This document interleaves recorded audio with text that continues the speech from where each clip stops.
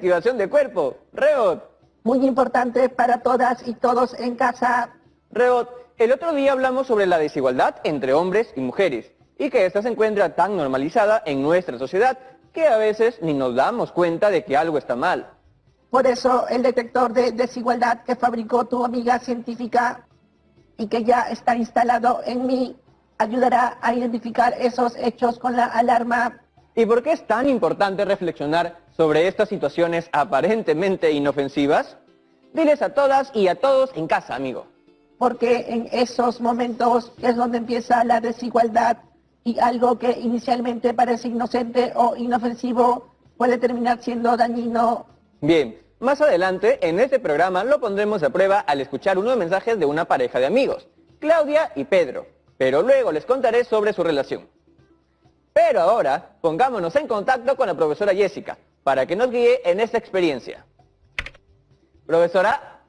Hola Jonathan, Rebot, chicas y chicos en casa, espero se encuentren bien. Buenas, profesora Jessica, un gusto tenerla en el programa. Un placer estar aquí con ustedes. Profesora, el programa del día de hoy se titula Analizamos el trato a la mujer en el Perú colonial. Y tendrá como propósito lo siguiente: construye una explicación sobre el trato a la mujer en el orden colonial hispanoamericano entre los siglos XVII y XVIII, distinguiendo entre las diversas causas y consecuencias de este proceso. Además, explica los cambios y permanencias con respecto de la actualidad. La explicación debe realizarse a partir del análisis de diversas fuentes. Menciona las coincidencias y contradicciones de estas. Y el reto será elaborar argumentos para dar respuesta a la pregunta: ¿cómo fue el trato a las mujeres en el Perú colonial?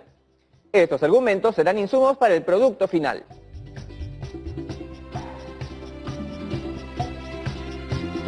En cuanto al tema de hoy, miremos la siguiente noticia.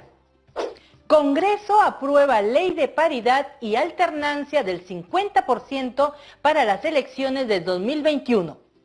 El Pleno del Congreso aprobó en junio de 2020 la ley que establece la paridad y alternancia en las listas de candidatos en las elecciones del país. La medida que elimina la paridad y alternancia progresiva que aprobó el Legislativo el 2019 contó con 111 votos a favor, 15 en contra y una abstención. Con esta norma, las listas de candidatos deberán estar compuestas por el mismo número de hombres y mujeres de manera intercalada, ya sea en las elecciones internas, primarias y en las listas para acceder a cargos de elección popular, incluyendo las candidaturas para regidores y las planchas presidenciales. Puede ser un hombre y dos mujeres o viceversa, siempre intercalados.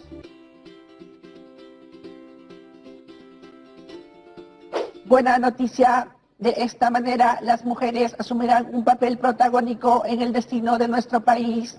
A lo largo de la historia, ellas han ido luchando por ser reconocidas en espacios como la política. Así es, y todavía hay que seguir empujando esa lucha. Pero, ¿qué espacios eran permitidos a las mujeres que vivieron en la época colonial peruana?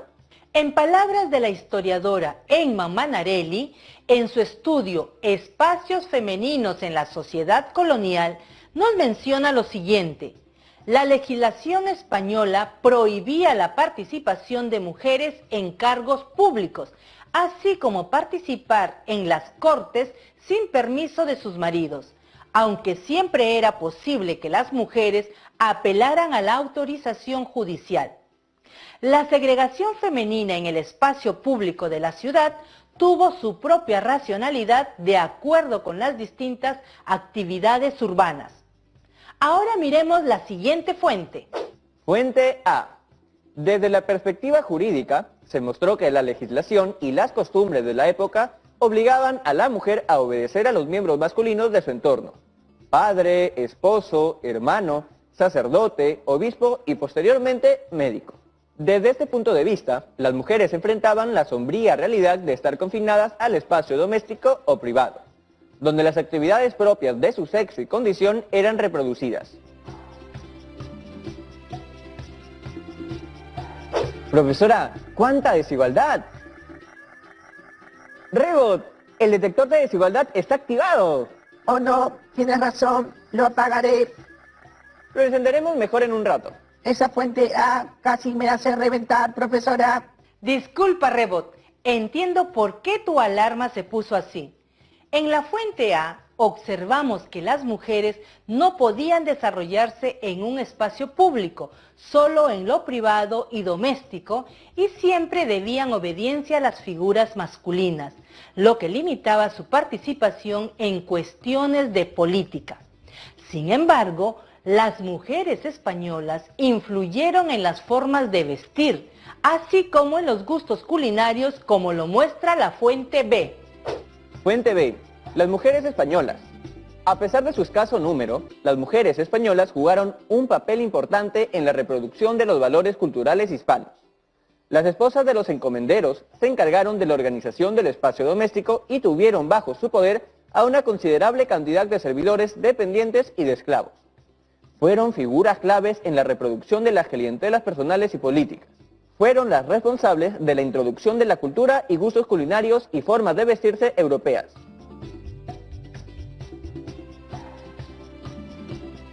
¿Solo las actividades mencionadas eran las únicas en las que se desempeñaban las mujeres españolas? ¿Qué dicen? Profesora, vamos a dejarlo allí por un momento y regresar a esa pregunta luego, ¿le parece? Voy a escuchar los mensajes de una pareja de amigos, Claudia y Pedro, y luego tenemos que ir a la pausa. No hay problema. Yo justo debo ir a cambiar la llanta de mi carro porque amaneció desinflada. Nos vemos tras la pausa.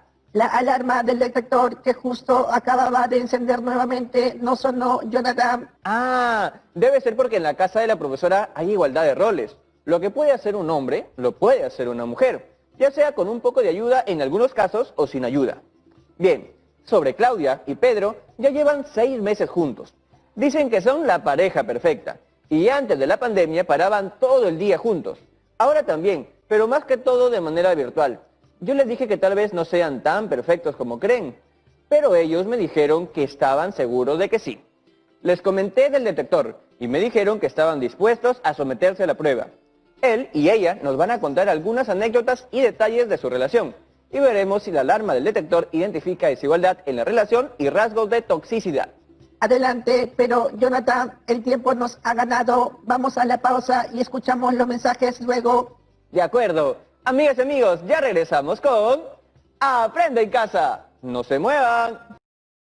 Para visitar en medio de la pandemia. Si lo que quieres es viajar por el Perú, te recomiendo la hermosa ciudad de Iquitos, de Pantaleón y Las Visitadoras. Si prefieres un destino donde podrás conocer parte de la historia de Alemania desde la perspectiva de una niña, te recomiendo La Ladrona de Libros por Marcus Zusack. O si prefieres un destino mágico, con increíbles criaturas de la Tierra Media, descúbrelo de la mano del Hobbit por J.R.R. Tolkien.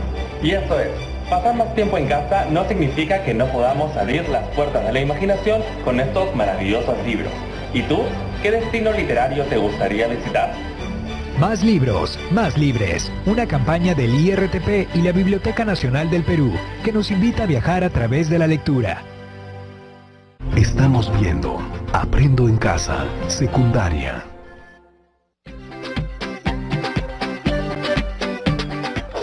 Hola a todas y todos en casa. Ya regresamos con el programa.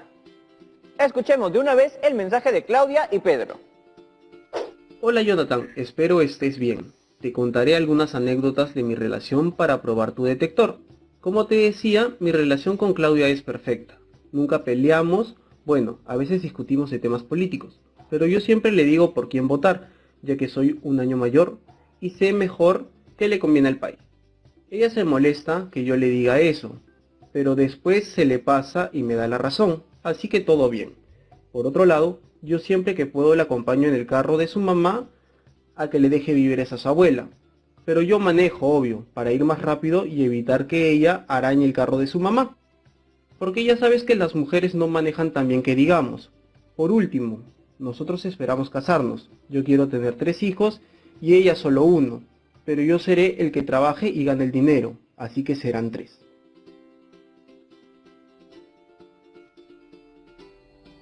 ¡Wow! Rebot casi termina en llamas. Ahora escuchemos el audio de Claudia, que lo grabó por separado. Hola Hola Jonathan, pero yo somos el uno para el otro. Me encanta que me lleve a casa de mi abuela a dejar los víveres, aunque no me gusta que yo también tenga que cargar las bolsas. Si él es el hombre, él debería, ¿no? Yo le digo y se molesta un poco, me dice que lo ayude, sobre todo porque tiene un nervio en el hombro mal, pero es hombre, así que se puede aguantar. Al final, él las carga. Después, me gusta nuestra relación porque antes de la pandemia, él siempre pagaba todo, el cine, la gaseosa, pero me molesta que él siempre escoja qué ver. Por otro lado, yo quiero trabajar cuando nos casemos. Me gustaría terminar la carrera de ingeniería, que me encanta y construir obras, pero él dice que ese ambiente está lleno de hombres y me está convenciendo para que cambie de carrera. Quizá tenga razón, porque él siempre busca lo mejor para mí.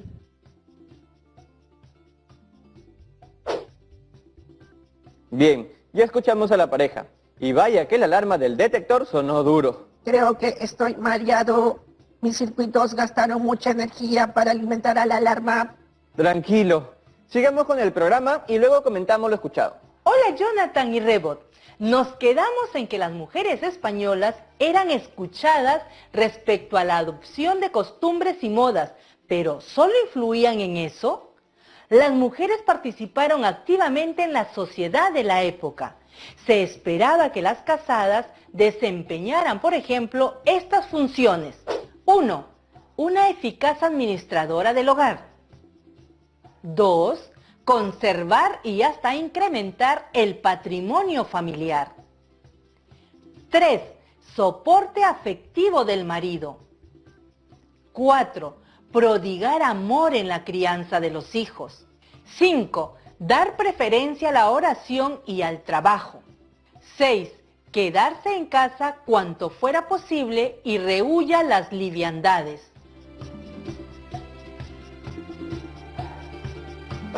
¿Y cuál era la opinión del Estado y de la Iglesia frente a la situación de la mujer? Pues en su mayor parte era aceptado y determinado por las entidades de la época. Y tal vez por ello, hoy quedan consecuencias de eso, ¿no?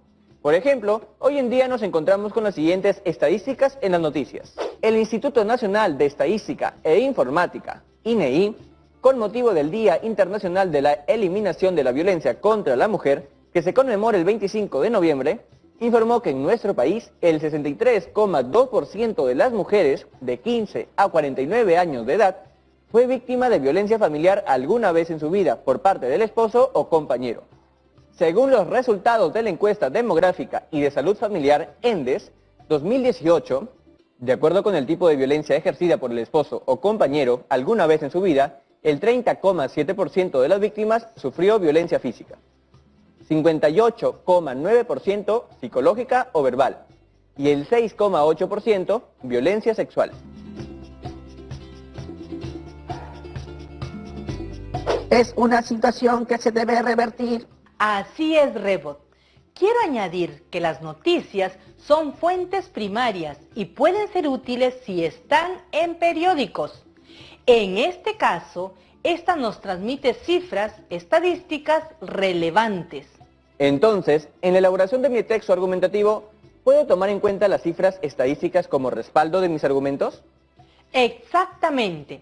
Si voy a determinar que se visualizan altos niveles de violencia hacia las mujeres, debemos precisarlo, así como autores o instituciones que determinan dicha información. Son noticias alarmantes el trato que reciben las mujeres en la actualidad. ¿Qué pueden hacer los humanos desde su rol de ciudadanas o ciudadanos para hacer frente a esta situación? Por ejemplo, propiciar espacios de diálogo en la familia o en la escuela, en los cuales concienticemos acerca de esta problemática, pues es una de las barreras para nuestro desarrollo como sociedad. Profesora, pero ¿qué tanto ha cambiado realmente el trato hacia las mujeres en el tiempo? Leamos la siguiente fuente para seguir analizando el trato a la mujer en el Perú colonial. Fuente C. El marido tenía derechos sobre el cuerpo de su esposa como señor y cabeza de ella. Los tratadistas de la época advertían que la esposa no debía ser tratada como esclava, sino como compañera y hermana de sus cuidados y vida. Sin embargo, tanto el derecho civil como el canónico insistieron en que el marido, como legítimo y verdadero superior, podía castigar moderadamente a su mujer.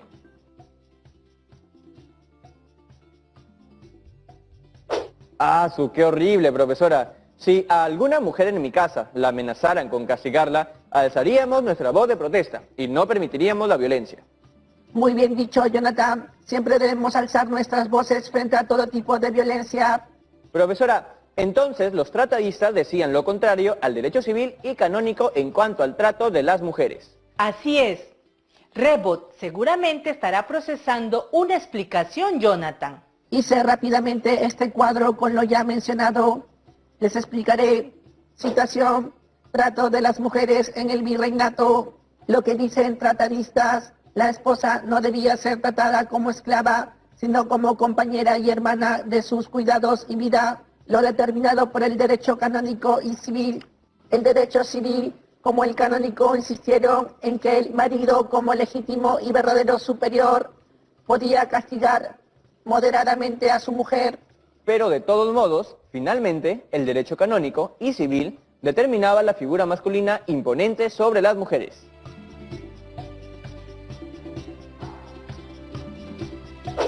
Esta situación varió, porque luego las mujeres levantaron su voz de protesta y se permitieron los divorcios. Profesora, en la fuente anterior se ha mencionado que los esposos podían castigar moderadamente a las mujeres. ¿Qué otros aspectos argumentan el uso del castigo? Miremos la fuente D, donde dice que el incumplimiento de los derechos y obligaciones inherentes a las partes generaba conflictos. Pese a que la legislación colonial no menciona que el marido pueda disciplinar o castigar físicamente a su mujer, la doctrina jurídica justificaba tal acción bajo determinadas premisas. El uso de la violencia física y verbal como medio para disciplinar a la esposa fue una acción legítima y legalmente posible si el castigo era moderado y tenía fines correctivos.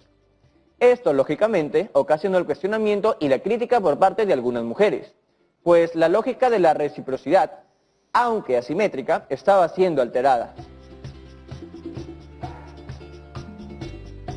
Es una fuente importante, pues encontramos evidencias de que se apoyaba el uso correctivo del castigo y el trato desigual hacia las mujeres. Entonces, en el caso de que asumamos la postura acerca de que las mujeres recibieron un trato violento en la época virreinal, contamos con las dos fuentes mencionadas anteriormente, la D y la C. ¿Cómo las mujeres levantaron su voz de protesta frente a esta situación? Debe haber sido complicado ir en contra del sistema, ¿no? Seguro que sí. Las mujeres cuestionaban el poder determinado por los varones, como sucede hasta hoy. Por ejemplo, en la fuente E observamos lo siguiente. Fuente E.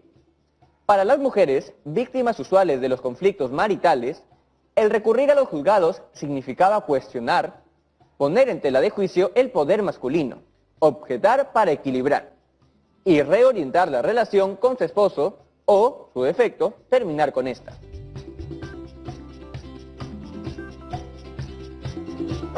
Me doy cuenta de que esas situaciones podemos compararlas a las acciones realizadas por las mujeres hoy en la lucha por el reconocimiento de la igualdad de género, así como rechazar la violencia, ¿no? Si lo comparamos con la situación de hoy, podemos afirmar que se ha ampliado la gama de participación de la mujer en la sociedad. Las leyes las defienden en el caso de situaciones de violencia. Lastimosamente, muchas veces no se aplican las leyes como se debiera. Y eso debe cambiar ya. De acuerdo contigo, Rebot.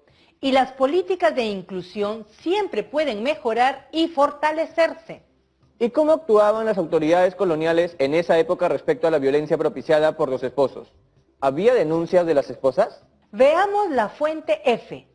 Del mismo modo, el revalorado papel de los abogados, fuente de comunicación discursiva entre la Iglesia, el Estado y la familia, tiene su cuota de importancia, no solo por su actuación en los tribunales, eran los que traducían al lenguaje jurídico los requerimientos de sus clientes, sino también porque algunos de ellos, como juristas, se empeñaron en mostrar a las esposas como compañeras merecedoras de respeto y protección, impugnando los maltratos que éstas recibían, tanto porque quebrantaban el orden que, fundado en el amor, debía reinar en las familias, como porque eran una ofensa a la dignidad del matrimonio y un escándalo para la comunidad.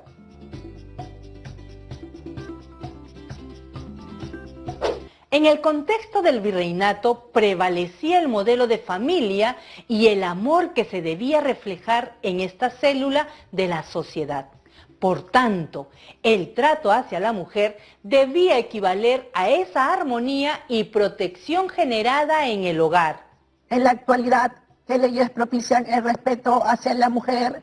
¿Saben? Yo sí, la ley número 30364, ley para prevenir, sancionar y erradicar la violencia contra las mujeres y los integrantes del grupo familiar. En su capítulo 3, Derechos de las mujeres y del grupo familiar, sostiene que las mujeres y los integrantes del grupo familiar tienen derecho a una vida libre de violencia, a ser valorados y educados, a estar libres de toda forma de discriminación, estigmatización y de patrones estereotipados de comportamientos, prácticas sociales y culturales basadas en conceptos de inferioridad y subordinación.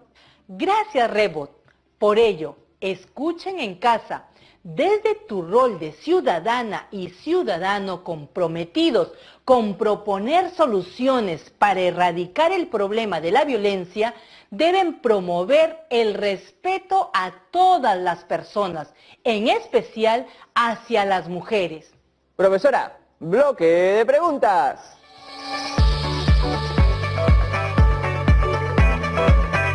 Hola, soy Ángelo de la región San Martín. ¿Cree que los periódicos nos acercan a la objetividad de los hechos o sucesos? Los periódicos son un tipo de fuente escrita primaria. Sin embargo, deben ser evaluadas para determinar su grado de subjetividad. Es cierto que responden a los sucesos del momento, pero también a la perspectiva de quien la escribe. Por ello, debemos analizar su origen. Por ejemplo, ¿quién lo escribió? ¿Es un especialista o aficionado? Hola, soy Rosana de Amazonas. ¿Cómo formular argumentos? Los argumentos son los sustentos o razones que respaldan nuestra postura. Un argumento debe contener afirmación, seguido de la explicación y finalmente la evidencia, es decir, incluir una cita o un ejemplo. Las mujeres en la colonia fueron maltratadas por sus cónyuges. Afirmación. Los hombres siempre encontraban razones para maltratarlas y justificaban estas acciones reprochables contra las mujeres. Explicación de la afirmación. Tal como lo sostiene el historiador Luis Bustamante 2019, algunos de los hombres que maltrataron lo hicieron cuando sus mujeres protestaron por sentirse encerradas, cuando éstas llegaban tarde a casa o se demoraban, cuando reclamaban por ser tratadas como peones o esclavas, cuando desobedecieron e incumplieron con las indicaciones de sus maridos o lo que se esperaba de ellas. Evidencia.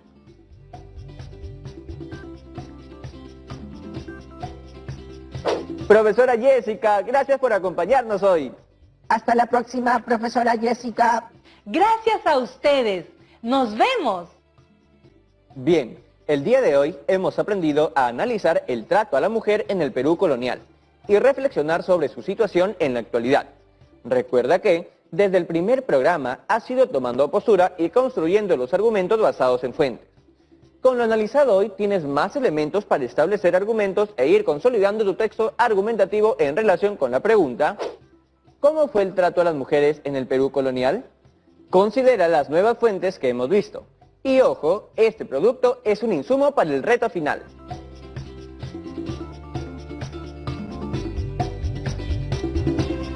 Jonathan, apagó mi detector de desigualdades. No quisiera que escuchemos otro audio de Claudia y Pedro y me mareé de nuevo con tanta alarma. Hoy ya no escucharemos audio, Rebo. Seguiremos mañana. Pero queda claro que esa relación no es nada buena como ellos dicen, ¿no? Ya veremos por qué. Bien, amigas y amigos, queremos recibir todos sus comentarios y consultas al correo tercero@minedu.gov.pe.